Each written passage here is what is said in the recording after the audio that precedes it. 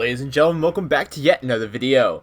In this video I want to show off a little cruise missile that I've been developing for about a week now. As you can see, it's pretty small in size. It's an unmanned cruise missile that is set to fly a certain range before it dives onto a target. So I'm going to show you a quick demo of what this thing is capable of.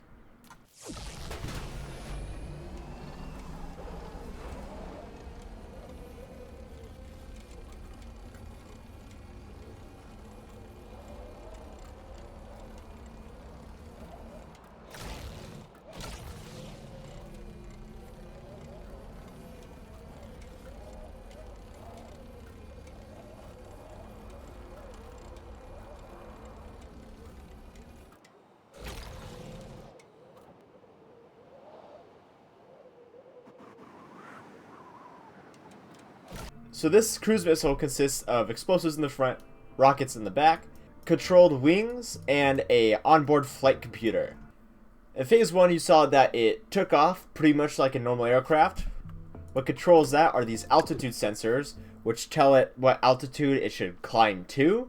So at that point, if it's lower than the altitude, then the pitch is controlled by these wings, and they should already be active while taking off. So once it gains enough speed, it takes off. These angle sensors kind of have double duty. It controls how much pitch that it has when it's taking off, and then once it's above altitude, it also pitches the cruise missile back down until it reaches the set altitude. So once it's at the correct altitude, both sensors will be acting on the wings at the same time, keeping it in level flight. What prevents the cruise missile from rolling are these angle sensors in the front. They're set at about a 5-degree angle. If they were set any less, the missile would rock side to side uncontrollably, and that was not good. These angled sensors control these ailerons, which are set at a very low angle because this missile tends to roll very quickly. So these sensors control its flight, but what controls its distance? At the rear I have a speed sensor, which is set to a measurement, which is then inputted into these accumulators. These accumulators are what determine the range that it's going to fly at. With the maximum value of 100 and a scale of 0.01, this missile is capable of flying at least 6,187 meters to hit a target. And then these accumulators output to a set of comparison gates. This comparison gate will keep these engines running until the threshold is less than 100.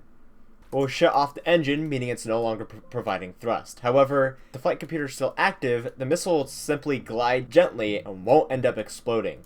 To give the missile the ability to glide, I have to add another comparison gate, which is still controlled by the same accumulators. However, these will control detachable blocks, which are connected to the small ailerons in the front, which will detach and allow the missile to dive onto target.